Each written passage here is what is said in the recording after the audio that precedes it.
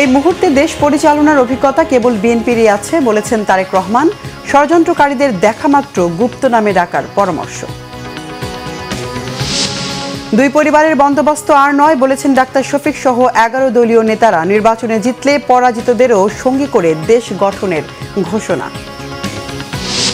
নির্বাচনে আইনশৃঙ্খলা নিয়ন্ত্রণে মারণাস্ত্র ব্যবহারে অনাগ্রহ বিজিবির। সীমান্ত সুরক্ষিত রেখেই দায়িত্ব পালনে আগ্রহী জানিয়েছেন ঢাকা সেক্টর কমান্ডার।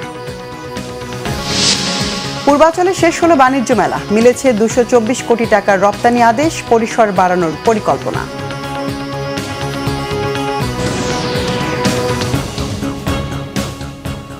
দেখছিলেন ক্রম সিমেন্ট সংবাদ শিরোনাম। এবারে বিস্তারিত। 12 ফেব্রুয়ারি কেউ যেন ভোটের অধিকার কেড়ে নিতে না পারে সেজন্য সবাইকে সতর্ক থাকার আহ্বান জানিয়েছেন বিএনপির চেয়ারম্যান তারেক রহমান। বলেন, গুপ্ত অনেকেই বিভ্রান্ত করার চেষ্টা করতে পারে। 5 তারিখ যারা পালিয়ে গেছে এই গুপ্তরা তাদের সাথেই মিলেমিশে ছিল। পাবনা ও সিরাজগঞ্জে উন্নয়নের নানা পরিকল্পনার কথা তুলে ধরে তারেক রহমান বলেন, বিএনপি নির্বাচনে বিজয়ী হলে 13 ফেব্রুয়ারি থেকে উন্নয়ন পরিকল্পনা বাস্তবায়ন শুরু হবে। সিরাজগঞ্জ থেকে আরো জানাচ্ছেন জাহাঙ্গীর আকন্দ, ছবি তুলেছেন এম সেলিম। সাথে ছিলেন সিরাজগঞ্জ প্রতিনিধি হারুনুর রশিদ খান।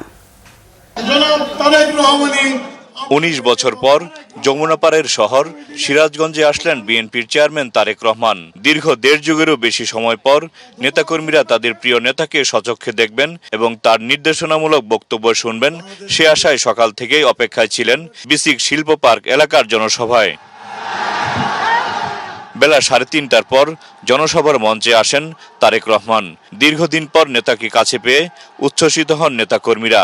তারেক রহমান হাত নেড়ে সমবেত জনতাকে শুভেচ্ছা জানান। জনসভায় তারেক রহমানের স্ত্রী ডাক্তার জুবাইদা রহমান উপস্থিত ছিলেন। তারেক রহমান যখন জনসভার মঞ্চে পৌঁছান তার আগেই কানায় কানায় পূর্ণ হয়ে ওঠে জনসমুদ্রে পরিণত হয় বিসিক শিল্প পার্ক এলাকা।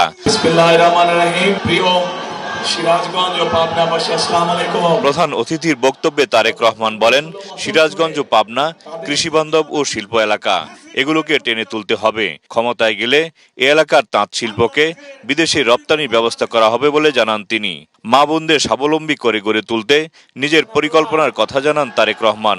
এই মুহূর্তে কৃষিকেও যেমন আমাদের টেনে উঠাতে হবে, কৃষক ভাইদের পাশে দাঁড়াতে হবে, একই সাথে লক্ষ লক্ষ তরুণ যুবকের কর্মসংস্থানের ব্যবস্থা করতে হবে। নতুন নতুন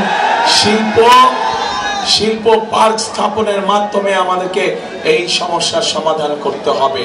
সমগ্র উত্তরাঞ্চলে আমরা কৃষি নির্ভর শিল্প গড়ে তুলতে চাই।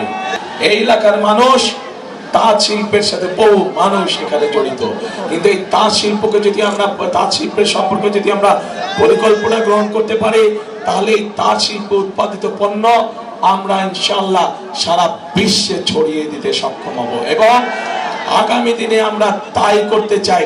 বিএনপির চেয়ারম্যান বলেন, 71-এ স্বাধীনতা অর্জিত হয়েছে, 24-এ মানুষ জীবন দিয়ে স্বাধীনতাকে রক্ষা করেছে। এখন একে অর্থবহ করে তুলতে হবে। আজ আপনাদের সামনে দাঁড়িয়ে আমি হয়তো প্রতিপক্ষ সম্পর্কে অনেক কথা বলতে পারতাম, আপনারা হয়তো জোরে জোরে হাততালি দিতেন, কিন্তু তাতে কি আপনাদের কোনো লাভ হতো? লাভ হতো না। বাংলাদেশের মানুষ এখন জানতে চায়, বাংলাদেশের মানুষ এখন দেখতে চায় যে কোন রাজনৈতিক দল কি পরিকল্পনা গ্রহণ করবে দেশ এবং জনগণের জন্য। বিএনপি আপনাদের সামনে পরিকল্পনা দিয়েছে এবং এই মুহূর্তে বিএনপি একমাত্র রাজনৈতিক দল যেই দলের অভিজ্ঞতা আছে কিভাবে দেশকে সুন্দরভাবে সামনের দিকে পরিচালিত করতে হয়। বিএনপি ছাড়া এই মুহূর্তে বাংলাদেশকে সঠিকভাবে পরিচালনা করতে পারে অভিজ্ঞতা সম্পন্ন এরকম কোন রাজনৈতিক দল নেই। যারা এসে আপনাদেরকে বিভ্রান্ত করার চেষ্টা করবে, দেখা মাত্র তাদেরকে বলবেন গুপ্ত। তোমরা পারবেন বলতে? যারা এসে বিভ্রান্তিমূলক কথা ছড়াবে তাদের একটাই নাম, তারা হচ্ছে গুপ্ত। কারণ তাদেরকে গত 16 বছর আমরা দেখি নাই। তারা এদের সাথে মিশেছিল, যারা 5 তারিখে পালিয়ে গেছে তাদের সাথে দলে দলে মিশেছিল। কাজে সেই স্বাধীনতার সময় থেকে 86 সাল থেকে 96 সাল থেকে সব সময় দেখবেন এরা সব একই সাথে ছিল, এপি তার ওপি। বিএনপির চেয়ারম্যান বলেন, মানুষ শান্তি চায়, নিরাপদে থাকতে চায়। ধর্ম জাতপাত মুখ্য নয়। বিএনপি ক্ষমতায় গেলে বিএনপি মানুষকে মানুষ হিসেবে মূল্যায়ন করতে চায়। আমরা যদি দেশে জনগণের শাসন কায়েম করতে পারি, আমরা যদি দেশে জনগণের সরকার প্রতিষ্ঠিত করতে পারি, আমরা যদি দেশে জনগণের কাছে জবাবদিহিমূলক সরকার প্রতিষ্ঠা করতে পারে, তাহলেই একমাত্র সম্ভব দেশ এবং জনগণের প্রকৃত যে সমস্যাগুলো আছে সেই সমস্যাগুলোর সমাধান করা। যে বাংলাদেশে প্রত্যেকটি নারী পুরুষ নিরাপদে বসবাস করতে পারবে, যে বাংলাদেশে প্রত্যেকটি মানুষ নিরাপদে রাতে ঘরে ঘুমোতে পারবে, আমরা সেই রকম একটি বাংলাদেশকে গড়ে তুলতে চাই। কিন্তু সেই রকম বাংলাদেশকে যদি গড়ে তুলতে হয়, অবশ্যই বাংলাদেশের মানুষের জোরালো সমর্থন প্রয়োজন, এবং আমরা দৃঢ়ভাবে বিশ্বাস করি এই সমর্থন প্রতিবারের মতন এবারও ইনশাআল্লাহ বাংলাদেশের মানুষ ধানের শীষের পক্ষে রায় দিবে।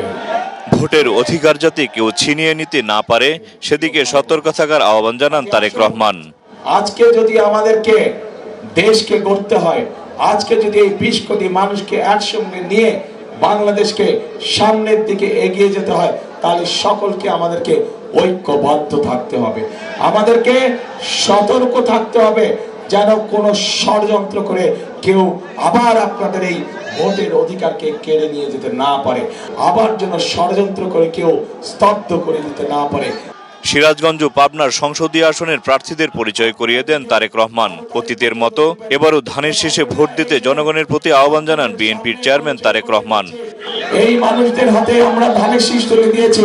তারেক রহমান যেখানেই যাচ্ছেন সেখানেই মানুষের মন জয় করে নিচ্ছেন। ধানের শীষে ভোট চেয়ে তারেক রহমান বললেন, 12 ফেব্রুয়ারি নির্বাচনে জয়লাভ করলে সবাইকে নিয়ে দেশ গড়বেন তিনি, বাস্তবায়ন করবেন দেশের উন্নয়নে নেয়া তার পরিকল্পনা। জাহাঙ্গীর আকন্দ, বাংলা ভিশন, বিসিক শিল্পপার্ক, সিরাজগঞ্জ। সিরাজগঞ্জে জনসভা শেষে টাঙ্গাইলের নির্বাচনী জনসভায় যোগ দেন তারেক রহমান। বিকেল 5টার দিকে তিনি টাঙ্গাইলের জনসভাস্থলে পৌঁছান। এ সময় নেতাকর্মীরা উচ্ছ্বসিত হয়ে ওঠেন। তারা স্লোগানে স্লোগানে মুখরিত করে তোলে পুরা জনসভাস্থল। সমাবেশে তারেক রহমান টাঙ্গাইলের সংসদীয় আসনে ধানের শীষের প্রার্থীদের পরিচয় করিয়ে দিয়ে ধানের শীষে ভোট চেয়েছেন। বলেন, ভোট দিয়ে নির্বাচিত করলে জনগণকে সাথে নিয়ে দেশ এগিয়ে নিয়ে যেতে কাজ করবে বিএনপি। নির্বাচনকে বাধাগ্রস্ত করতে কোনো কোনো মহল ষড়যন্ত্র করছে জানিয়ে তিনি সবাইকে সতর্ক থাকার আহ্বান জানান। ধর্মকে ভিত্তি করে যারা রাজনীতি করে তাদেরকে প্রশ্রয় দিতে চান না বলে জানিয়েছেন বিএনপির মহাসচিব মির্জা ফখরুল ইসলাম আলমগীর। ঠাকুরগাঁও সদরের আকচা ইউনিয়নে নির্বাচনী সভায় তিনি এসব কথা বলেন। মির্জা ফখরুল বলেন, একটি দল মুসলমানদের বিভ্রান্ত করার চেষ্টা চালাচ্ছে, দাঁড়িপাল্লায় ভোট দিলে নাকি বেহেশতে যাওয়া যাবে। মহাসচিব বলেন, 71-এর মুক্তিযুদ্ধে যখন সবাই যুদ্ধ করেছে তখন এই দলটাই পাকিস্তানের সঙ্গে ছিল। বলেন, যারা স্বাধীনতায় বিশ্বাস করে না তাদের দলকেও বিশ্বাস করা যায় না। এর আগে ঠাকুরগাঁও 1 আসনে নির্বাচনী গণসংযোগ ও পথসভা করেন তিনি। বক্তব্যে স্বাধীনতা বিরোধীদের জন্য জামাতকে ক্ষমা চেয়ে ভোট চাওয়ার আহ্বান জানান।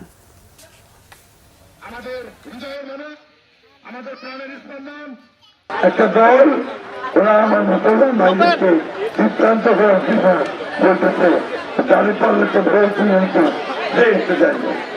আমার মুসলমানদেরকে কোথাও বলা নাই। আমার যে করবে কাজ করবে, যে উপরওয়ালা নির্দেশ আল্লাহ নির্দেশে যে কাজ করবে সেই বেহেশতে দিতে পারবে, অন্য কেউ বেহেশতে দিতে পারবে না। এই কথা যারা বলে তারা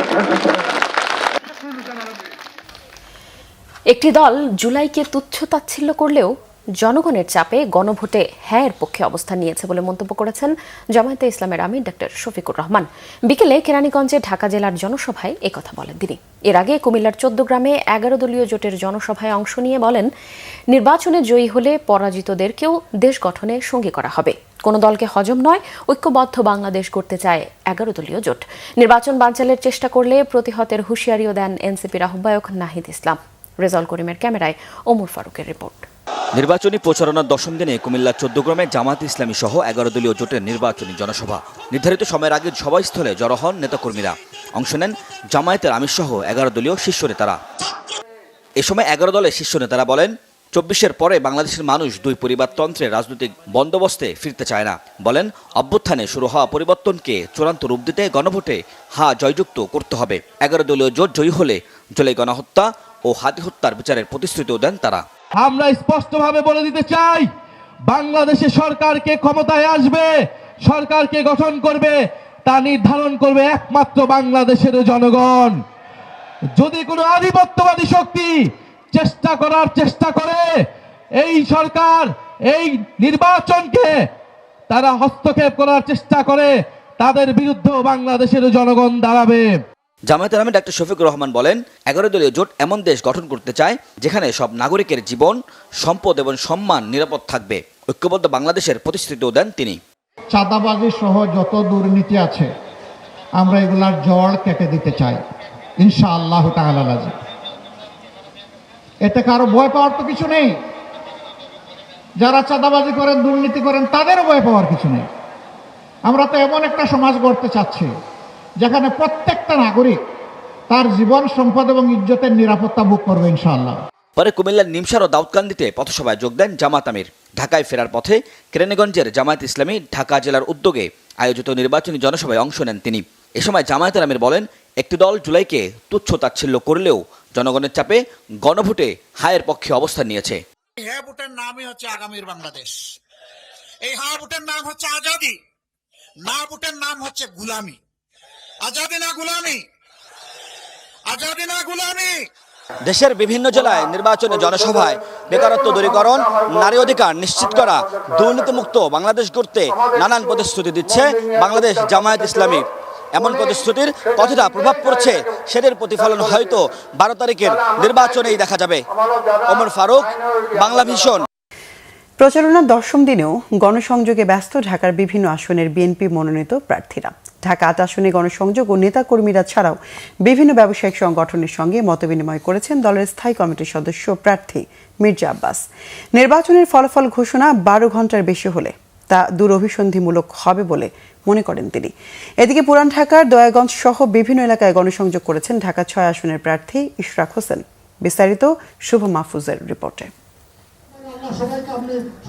শনিবার সকালে রাজধানীর নয়াপল্টনে হাব, বায়রা ও আটাবের সাথে মতবিনিময় করেন ঢাকা 8 আসনে বিএনপির প্রার্থী মির্জা আব্বাস। এ সময় তিনি অভিযোগ করেন, নির্বাচন কমিশন ও সরকারের ঘাপটি মেরে আছে ষড়যন্ত্রকারীরা, যারা নির্বাচন বানচাল ও বিতর্কিত করতে ভোটের ফলাফল ঘোষণা বিলম্বিত করতে চায়। কার সমর্থনে, কিসের আশায় নির্বাচন কমিশনের কিছু কিছু লোক বলতেছে নির্বাচনের রেজাল্ট দিতে 3 দিন সময় লাগবে। কেন ভাই 12 ঘন্টার বেশি দেরি করে? তাহলে বুঝতে হবে তাদের ভিতরে অসৎ কোনো উদ্দেশ্য আছে। আমরা কোনো অসৎ উদ্দেশ্যকে প্রশ্রয় আমরা দেব না। দরকার পড়লে নির্বাচনের আগেই আমরা আন্দোলন গড়ে তুলব। রাজধানীর দয়াগঞ্জের সর্দার আলী সড়কে প্রচারণা দিয়ে দিনের কর্মসূচি শুরু করেন ঢাকা 6 আসনের বিএনপির প্রার্থী ইশরাক হোসেন। দিনব্যাপী পুরান ঢাকায় নিজ সংসদীয় আসনে গণসংযোগ করেন তিনি। এ সময় তিনি বলেন, 12 ফেব্রুয়ারি সুষ্ঠু ও নিরপেক্ষ নির্বাচনের উপর নির্ভর করছে দেশের ভবিষ্যৎ।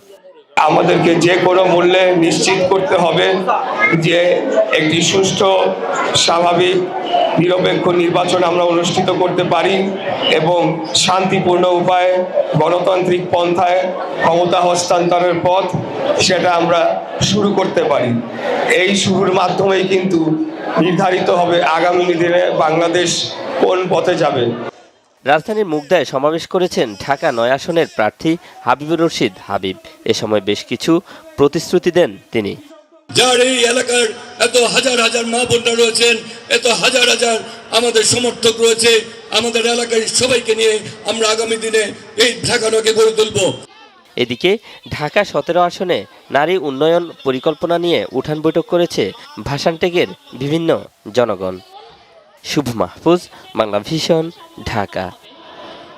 নির্বাচনে আইন শৃঙ্খলা পরিস্থিতি নিয়ন্ত্রণে কোনো ধরনের মারণাস্ত্র ব্যবহারের পক্ষে নয় বিজিবি, জানিয়েছেন বাহিনীর Dhaka sector commander colonel SM Abul Ehsan. শনিবার সকালে বিজিবির ঢাকা বেস ক্যাম্পে এই তথ্য জানান তিনি। নির্বাচনে 9টি জেলায় মোট 134 প্লাটুন বিজিবি সদস্য কাজ করবে জানিয়ে তিনি বলেন, সীমান্তের নিরাপত্তা ঠিক রেখে নির্বাচনে দায়িত্ব পালন করবে বিজিবি। বিস্তারিত জানাচ্ছেন জিয়া খান। নির্বাচন সামনে রেখে রাজধানীর মিরপুরের সুইমিং কমপ্লেক্সে অস্থায়ী বেজ ক্যাম্প স্থাপন করেছে বর্ডার গার্ড বাংলাদেশ বিজিবি।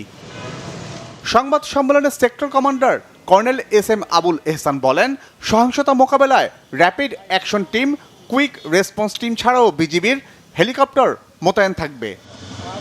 নির্বাচনের দায়িত্বে দেশের 9টি জেলার 4টি সিটি কর্পোরেশনের 51টি আসনে 134 প্লাটুন বিজিবি মোতায়েন থাকবে। তৈরি করা হয়েছে 42টি বেজ ক্যাম্প, থাকবে বিশেষায়িত ডগ স্কোয়াডও। নির্বাচনী দায়িত্ব পালনে বর্ডার অরক্ষিত থাকবে না বলেও দাবি করেন তিনি। আমাদের 4427 কিলোমিটার সুরক্ষা নিশ্চিত করেই আমাদের এই ফোর্স বের করা হয়েছে, তাদেরকে এমপ্লয় করা হয়েছে। আমাদের 100% আমাদের সার্বভৌমত্ব রক্ষা করার জন্য যে পরিমাণ ফোর্স আমাদের ডিপ্লয় থাকার কথা, এবং স্পেশালি মায়ানমার বর্ডার এবং অন্যান্য জায়গায়ও আমাদের সেই পরিমাণ ফোর্স আমাদের মোতায়েন আছে। পরিস্থিতি যতই খারাপ হোক, কম শক্তি ব্যবহার করে তা মোকাবেলা করার কথা জানান আবুল এহসান। আইন শৃঙ্খলা রক্ষা করতে যে আমরা লিথাল ওয়েপেন ব্যবহার না করার পক্ষে। আমি আশা করি নির্বাচন অত্যন্ত সুষ্ঠুভাবে এবং সুন্দরভাবে হবে। এই লক্ষ্যই কিন্তু আমাদের মোতায়েন, যাতে কেউ কোনো ধরনের কোনো দুর্বলতাকে কাজে লাগিয়ে কোনো ধরনের কোনো অস্থিতিশীল পরিস্থিতি সৃষ্টি করতে না পারে। এই জন্যই এত মোতায়েন এবং এত পরিকল্পনা। নির্বাচনের আগের দিন, নির্বাচনের দিন ও পরের দিনও দায়িত্ব পালন করবে বিজিবি। জিয়া খান, বাংলা ভিশন, ঢাকা। ক্ষমতায় গেলে বিএনপি প্রাতিষ্ঠানিকভাবে সবার জন্য বিনামূল্যে ইন্টারনেট সুবিধা নিশ্চিত করবে, জানিয়েছেন দলের নির্বাচন পরিচালনা কমিটির মুখপাত্র ডক্টর মাহদি আমিন। শনিবার রাজধানীতে আগামীর বাংলাদেশ বিনির্মাণে আইসিটি সেক্টরের ভূমিকা ও করণীয় শীর্ষক অনুষ্ঠানে এই তথ্য জানান তিনি। বলেন, সরকার গঠন করলে আইসিটি খাতে 10 লাখ কর্মসংস্থানের লক্ষ্যে কাজ করবে বিএনপি। এছাড়া জনগণের তথ্য সুরক্ষায় 4 টায়ার মানের ডাটা সেন্টার নির্মাণের উদ্যোগ নেওয়া হবে। আয়োজনে জনগণের জীবনমান উন্নয়নের তথ্য প্রযুক্তিকে সঠিকভাবে কাজে লাগানোর উপর গুরুত্ব দেন বিএনপির স্থায়ী কমিটির সদস্য ডক্টর আব্দুল মঈন খান। দেশ ও নাগরিকদের গুরুত্বপূর্ণ তথ্য, জাতীয় পরিচয়পত্র, পাসপোর্ট, সরকারি বেসরকারি সব ধরনের ডেটা দ্রুত ও নিরাপদে সংরক্ষণ এবং বিনিময়ের জন্য বাংলাদেশের একটি অত্যাধুনিক টিয়ার 4 ও টিয়ার 3 ডেটা সেন্টার দরকার।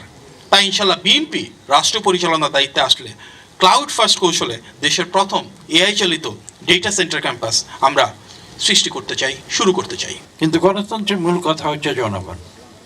যদি জনগণের কল্যাণ আমরা সাধন করতে না পারি, তাহলে এই গণতন্ত্রের বলি আমরা যতই বলি না কেন, এটা দিয়ে কিন্তু দেশে মানুষ সন্তুষ্ট হবে না। কাগজে কলমে কি করলাম, রিফর্ম করলাম, সংবিধান পরিবর্তন করলাম, আইন কানুন পরিবর্তন করলাম, সব কিছু করতে পারবো, কিন্তু মানুষের জীবন যদি আমি সহজ করে তুলতে না পারি, যেটা হচ্ছে আমি বিশ্বাস করি আইটি মূল উদ্দেশ্য। এবারের নির্বাচনে প্রার্থীদের ভোট দিয়েই জিততে হবে, 2 নম্বরের কোনো সুযোগ নেই, জানিয়েছেন নির্বাচন কমিশনার অবসরপ্রাপ্ত ব্রিগেডিয়ার জেনারেল আবুল ফজল মোহাম্মদ সানাউল্লাহ। সকালে ভোলা জেলা রিটার্নিং কর্মকর্তা ও জেলা প্রশাসক কার্যালয়ে এক মতবিনিময় সভায় তিনি কথা বলেন। সভায় প্রধান অতিথির বক্তব্যে তিনি বলেছেন, সব ভোটাররা যেন কেন্দ্রে গিয়ে নিরাপদে ভোট দিতে পারে তা নিশ্চিত করতে হবে। বলেন, ভোট কেন্দ্র ও কেন্দ্রের বাইরে আইন শৃঙ্খলা রক্ষাকারী বাহিনী সবসময়ই প্রস্তুত থাকবে। মতবিনিময় সভায় সভাপতিত্ব করেন ভোলা জেলা রিটার্নিং কর্মকর্তা ও জেলা প্রশাসক ডাক্তার শামীম রহমান। বিশেষ অতিথি ছিলেন ভোলা পুলিশ সুপার শহীদুল্লাহ কাউসার এবং এছাড়াও আইন শৃঙ্খলা রক্ষাকারী বাহিনীর ও বিভিন্ন সরকারি দপ্তরের ঊর্ধ্বতন কর্মকর্তারাও উপস্থিত ছিলেন। পারতপক্ষে 100% কেন্দ্রে সিসিটিভি লাগিয়ে ফেলা কতটুকু পারবেন আপনারা দেখেন। ভোলার বাস্তবতা একটু ভিন্ন মনে হচ্ছে, বাট চেষ্টা করে যান যতগুলোতে সম্ভব। এখনো হাতে 11 দিন সময় আছে, চেষ্টা করলে আমার মনে হয় আরো উন্নতি করতে পারবেন। এতে করে ডেটারেন্সটাও বাড়বে, কেন্দ্রে কেউ আপনার কোনো অসৎ কাজ করার সাহস পাবে না। আর দ্বিতীয়ত হচ্ছে আপনাদের হাতে ভালো এভিডেন্স থাকবে। বিএনপির স্থায়ী কমিটির সদস্য চট্টগ্রাম 11 আসনের প্রার্থী আমির খসরু মাহমুদ চৌধুরী বলেছেন, প্রয়াত বেগম খালেদা জিয়াকে তুলনা করা যায় বিশ্ববরেণ্য নেতা মার্টিন লুথার কিং ও নেলসন ম্যান্ডেলার সাথে। সন্ধ্যায় চট্টগ্রামের একটি কনভেনশন হলে বেগম খালেদা জিয়ার স্মরণে আয়োজিত নাগরিক শোক সভায় তিনি এসব কথা বলেন। তিনি আরও বলেন, এসব বিশ্বনেতা যেভাবে গোটা জীবন আপোষহীনতার সঙ্গে লড়ে গেছেন, বেগম জিয়াও তার গোটা জীবন বাংলাদেশের মানুষের গণতান্ত্রিক অধিকার আদায়ে লড়ে গেছেন। খালেদা জিয়ার রাজনৈতিক জীবনের 3/4 সময় গণমানুষের অধিকার আদায়ের আন্দোলনে কেটেছে বলে মন্তব্য করেন আমির খসরু।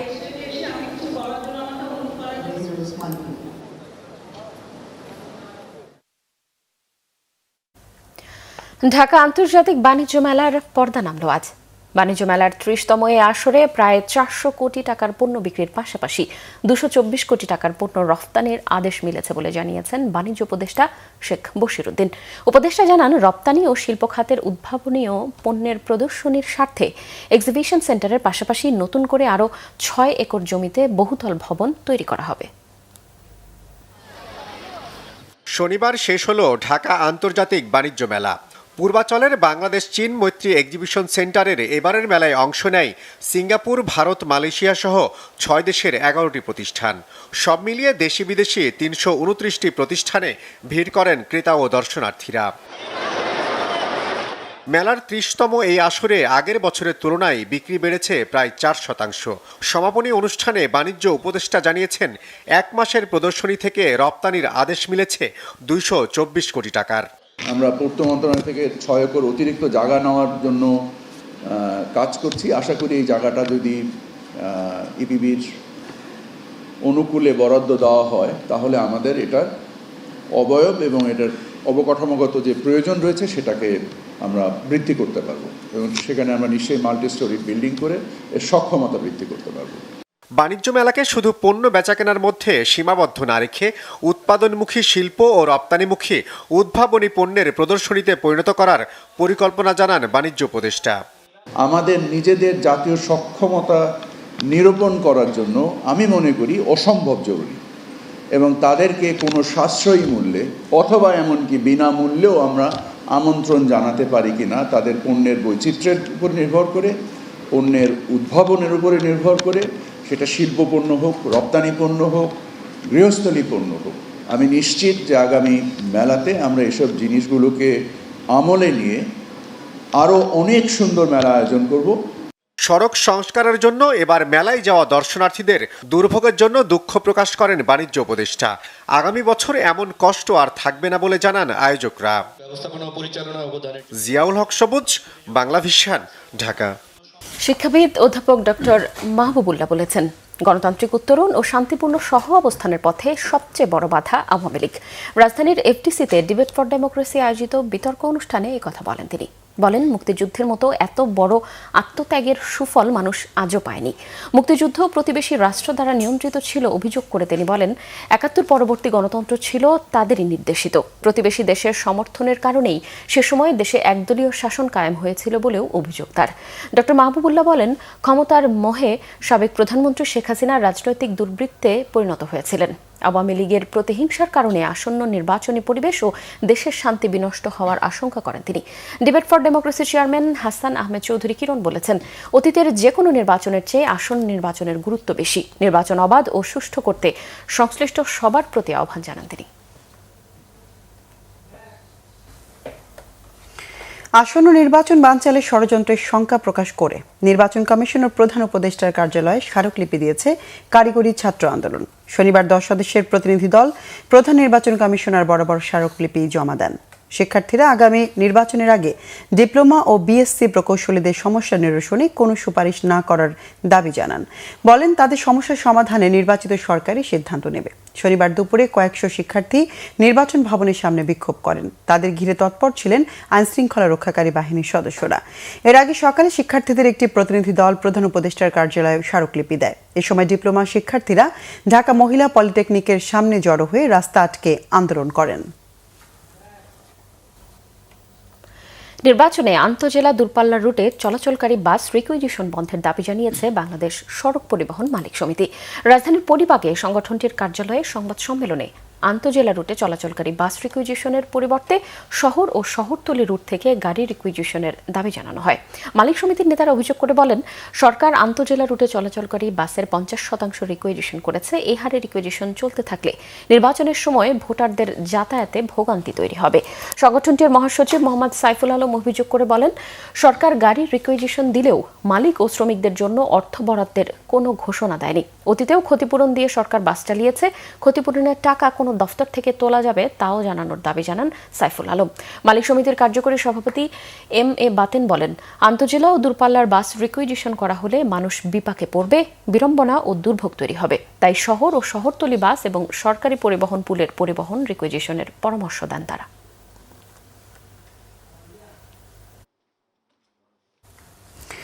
শহীদ প্রেসিডেন্ট জিয়াউর রহমান এবং প্রয়াত সাবেক প্রধানমন্ত্রী বেগম খালেদা জিয়ার সমাধিতে পুষ্পস্তবক অর্পণ এবং কবর জিয়ারত ও দোয়া করেছেন বিএনপির ফ্রান্স, পর্তুগাল ও ইউরোপের বিভিন্ন দেশের নেতারা। এ সময় উপস্থিত ছিলেন বিএনপি চেয়ারম্যানের উপদেষ্টা মাহিদুর রহমান ও বিএনপির কেন্দ্রীয় আন্তর্জাতিক বিষয়ক সম্পাদক ও বহির্বিশ্ব বিএনপির সাংগঠনিক সমন্বয়ক আনোয়ার হোসেন খোকন। এ সময় ফ্রান্স বিএনপির পক্ষে উপস্থিত ছিলেন সদ্য সাবেক যুগ্ম সাধারণ সম্পাদক মোহাম্মদ রেজাউল করিম রেজা, পর্তুগাল বিএনপির আহ্বায়ক আবু ইউসুফ তালুকদার ও সদস্য সচিব সাইফ আহমেদ সুইট সহ অন্যান্যরা। এবার আরো কিছু খবর নিয়ে দেখুন একটি ডেস্ক রিপোর্ট। বিএনপি যুগ্ম মহাসচিব সৈয়দ ইমরান সালে প্রিন্স বলেছেন, জনগণ তারেক রহমানের মধ্যে জিয়াউর রহমানকে দেখতে পাচ্ছে। সেই কারণেই তার পরিকল্পনার মধ্যেই জনগণ নতুন করে বেঁচে থাকার দিশা খুঁজে পেয়েছে। শনিবার ময়মনসিংহের হালুয়াঘাটের ধারাগ্রামে বিএনপি ও অঙ্গ সংগঠনের নেতাকর্মীদের সাথে নির্বাচনী কার্যক্রমের অগ্রগতি নিয়ে পর্যালোচনা সভায় একথা বলেন তিনি। এরপর ময়মনসিংহ 1 আসনের বিভিন্ন এলাকায় গণসংযোগ করেন তিনি। গোপালগঞ্জ 3 আসনের বিএনপি প্রার্থী এস.এম. জিলানী বলেছেন, আওয়ামী লীগের দুঃসময়ে এই অঞ্চলের মানুষের পাশে দাঁড়াতেই বিএনপির রাজনীতি করেছেন তিনি। টুঙ্গিপাড়ার এক গণসমাবেশে তিনি বলেন, আওয়ামী লীগের অনুপস্থিতিতে এই এলাকা উন্নয়ন কর্মকাণ্ড থেকে বঞ্চিত থাকবে তা হতে পারে না। এ সময় তিনি মানবিক, বৈষম্যহীন ও মাদকমুক্ত টুঙ্গিপাড়া গড়ার অঙ্গীকার করেন। রাজশাহীতে প্রয়াত প্রধানমন্ত্রী বেগম খালেদা জিয়ার কর্মময় জীবনের উপর আলোকচিত্র প্রদর্শনী হয়েছে। বিকেলে শুরু হওয়া এই প্রদর্শনীতে দেশ বিদেশের শতাধিক ছবি স্থান পায়। আয়োজকরা জানান, তরুণদের কাছে তার সংগ্রামী জীবন তুলে ধরাই এই আয়োজনের লক্ষ্য। শিক্ষার্থী বান্ধব 41টি উল্লেখযোগ্য কার্যক্রম বাস্তবায়ন 2841 কোটি টাকা প্রাক্কলিত ব্যয় সম্বলিত ঢাকা বিশ্ববিদ্যালয়ের বৃহৎ উন্নয়ন প্রকল্পের কার্যক্রম সহ বিভিন্ন উন্নয়ন প্রকল্পের উদ্বোধন করা হয়েছে। ঢাকা বিশ্ববিদ্যালয়ের উপাচার্য অধ্যাপক ডক্টর নিয়াজ আহমেদ খান শনিবার নওয়াব আলী চৌধুরী সিনেট ভবন মিলনায়তনে এক অনুষ্ঠানে প্রধান অতিথি হিসেবে উপস্থিত থেকে এসব প্রকল্পের কার্যক্রম উদ্বোধন করেন। অনুষ্ঠানে উপাচার্য 2024 সালের আগস্ট থেকে 2026 সালের জানুয়ারি পর্যন্ত বিশ্ববিদ্যালয় প্রশাসনের 41টি উল্লেখযোগ্য কার্যক্রম ও অর্জন সম্পর্কে সাংবাদিকদের ব্রিফিং দেন। মিড সিরামিক লিমিটেড দেশের সিরামিক শিল্পে নতুন মাত্রা যোগ করেছে তাদের প্রিমিয়াম টাইলস ব্র্যান্ড ক্লিউর যাত্রা শুরুর মাধ্যমে। দীর্ঘদিনের আস্থা বি উইথ দ্য বেস্ট ভাবনাকে ঘিরে তাদের slogan the ceramic of modern living নিয়ে বাজারে এসেছে। রাজধানীর হোটেল সোনারগাঁওয়ে জমকালো আয়োজনে ব্র্যান্ডের উদ্বোধন করা হয়। প্রধান অতিথি ছিলেন গণপূর্ত অধিদপ্তরের প্রধান প্রকৌশলী মোহাম্মদ খালিকুজ্জামান চৌধুরী। এতে উপস্থিত ছিলেন মিড সিরামিক লিমিটেডের চেয়ারম্যান মাহবুবা নাসির ও ম্যানেজিং ডিরেক্টর মীর নাসির হোসেন সহ অনেকে। দুর্নীতির সাথে কোনো আপোষ করা হবে না। ক্ষমতায় গেলে শিক্ষার মান উন্নয়ন ও কারিগরি শিক্ষা প্রসারের ক্ষেত্রে বিভিন্ন পরিকল্পনা নেওয়া হবে জানিয়েছেন শরীয়তপুর 2 আসনে বিএনপি প্রার্থী শফিকুর রহমান কিরণ। শনিবার রাজধানীতে সখীপুর থানার চর সেন্সাস ইউনিয়ন আয়োজিত মতবিনিময় সভায় তিনি একথা বলেন। দেশের বিমা খাতে নৈতিকতা, স্বচ্ছতা ও সুশাসন স্বীকৃতি প্রদান এবং গ্রাহকের আস্থা সুদৃঢ় করার লক্ষ্যে বিমা উন্নয়ন ও নিয়ন্ত্রণ কর্তৃপক্ষ আইডিআরএ আয়োজিত আইডিআরএ ইন্স্যুরেন্স এক্সেলেন্স অ্যাওয়ার্ড 2025 অনুষ্ঠান হয়েছে। সন্ধ্যায় রাজধানীর একটি অভিজাত হোটেলে গ্র্যান্ড বলরুমে অনুষ্ঠানের প্রধান অতিথি ছিলেন প্রধান উপদেষ্টার বিশেষ সহকারী ডক্টর আনিসুজ্জামান চৌধুরী। বিশেষ অতিথি ছিলেন আর্থিক প্রতিষ্ঠান বিভাগের সচিব নাজমা মোবারক। অনুষ্ঠানে বাংলাদেশ ইন্স্যুরেন্স অ্যাসোসিয়েশনের first vice president Adiba Ahmed এবং বাংলাদেশ ইন্স্যুরেন্স ফোরামের সভাপতি বিএম ইউসুফ আলী সম্মানিত অতিথি ছিলেন। স্বাগত বক্তব্য রাখেন মোহাম্মদ ফজলুল হক। পরে বিমা খাতে নৈতিকতা, স্বচ্ছতা ও সুশাসনে বিশেষ অবদান রাখায় নির্বাচিত প্রতিষ্ঠানদের আইডিআরএ ইন্স্যুরেন্স এক্সেলেন্স অ্যাওয়ার্ড 2025 দেওয়া হয়। শনিবার ঢাকা ক্যান্টনমেন্টের সেনা চত্বরে হয়ে গেল ইসলামী ব্যাংক বাংলাদেশের ঢাকা 3টি জোন ও 5টি কর্পোরেট শাখার কর্মকর্তা ও কর্মচারীদের নিয়ে কর্মকর্তা সম্মেলন। এতে প্রধান অতিথি ছিলেন ব্যাংকের chairman professor doctor M Zubaidur Rahman. সভাপতিত্ব করেন ব্যাংকের ম্যানেজিং ডিরেক্টর মোহাম্মদ ওমর ফারুক খান। ব্যাংকের additional managing director engineer Mohammad Jamal Uddin Majumder ও ডক্টর এম কামাল উদ্দিন জসিম সহ প্রধান কার্যালয়ের ঊর্ধ্বতন নির্বাহী জোনের প্রধানগণ সহ সর্বস্তরের নির্বাহী ও কর্মকর্তারা উপস্থিত ছিলেন। অনুষ্ঠানে সেবার মাধ্যমে গ্রাহকদের যাবতীয় সমস্যা দূর করার কথা বলেন প্রধান অতিথি। রাজধানীর ধানমন্ডির একটি কনভেনশন হলে শিপার্স কাউন্সিল অব বাংলাদেশের ৪৪তম বার্ষিক সাধারণ সভা হয়েছে। কাউন্সিলের চেয়ারম্যান মোহাম্মদ রেজাউল করিম এতে সভাপতিত্ব করেন। সভার শুরুতে এ পর্যন্ত যেসব শিল্পপতি ও ব্যবসায়ী ইন্তেকাল করেছেন তাদের আত্মার মাগফিরাত কামনায় ১ মিনিট নীরবতা পালন করা হয়।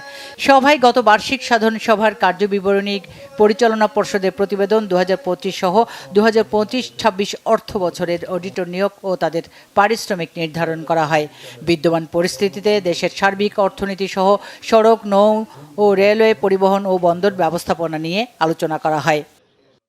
আন্তর্জাতিক খ্যাতিসম্পন্ন বাংলাদেশি স্থপতি ও আগা খান পুরস্কারপ্রাপ্ত কাশেফ মাহবুব চৌধুরীর গ্রন্থ meditations in entropy, the work of Kashef Chowdhury Urbana উন্মোচন অনুষ্ঠান হয়েছে আজ সন্ধ্যায় রাজধানীর গুলশানে ক্রাউন প্লাজা বলরুমে অনুষ্ঠানটির আয়োজন করে আরকি কানেক্ট। অনুষ্ঠানে কাশেফ চৌধুরী প্রায় ৩ দশকের স্থাপত্য চর্চার অভিজ্ঞতা তুলে ধরে স্থাপত্য, জলবায়ু ও স্মৃতি নিয়ে ভাবনা প্রকাশ করেন। অনুষ্ঠানে প্রধান অতিথি ছিলেন শিক্ষা উপদেষ্টা CR আবরার। বিশেষ অতিথি বাংলাদেশে নিযুক্ত সুইস রাষ্ট্রদূত রেতো রেংলি। ইস্পাহানি ৩৭তম জাতীয় টিম ব্রিজ টুর্নামেন্টে চ্যাম্পিয়ন হয়েছে শিরোনামহীন। রাজধানীর ইঞ্জিনিয়ার্স ইনস্টিটিউট মিলনায়তনে অনুষ্ঠিত ফাইনালে তারা ৩০.৩৩ পয়েন্টে হারিয়েছে ম্যাক্সিমাস গ্রুপকে। ফাইনাল শেষে অনুষ্ঠানের প্রধান অতিথি যুব ক্রীড়া সচিব মাহবুব উল আলম প্রধান অতিথি হিসেবে পুরস্কার বিতরণ করেন। বিশেষ অতিথি ছিলেন ইস্পাহানি গ্রুপের পরিচালক ইমাদ ইস্পাহান। সমাপনী অনুষ্ঠানে সভাপতিত্ব করেন বাংলাদেশ ব্রিজ ফেডারেশনের সভাপতি Syed Mahbubur Rahman. Bangla vision news desk. আমরা সংবাদ শেষ করব। ক্রাউন 7 শিরোনামগুলো আরও একবার জানিয়ে।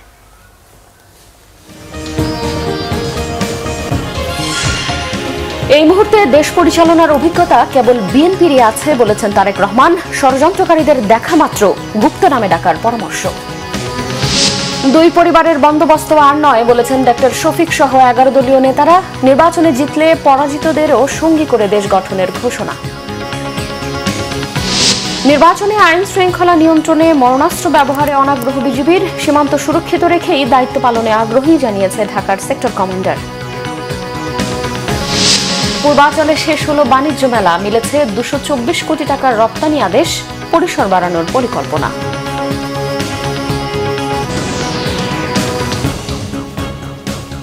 এই ছিল এখনকার মতো। পরের সংবাদ রাত 1টায় দেখার আমন্ত্রণ রইল।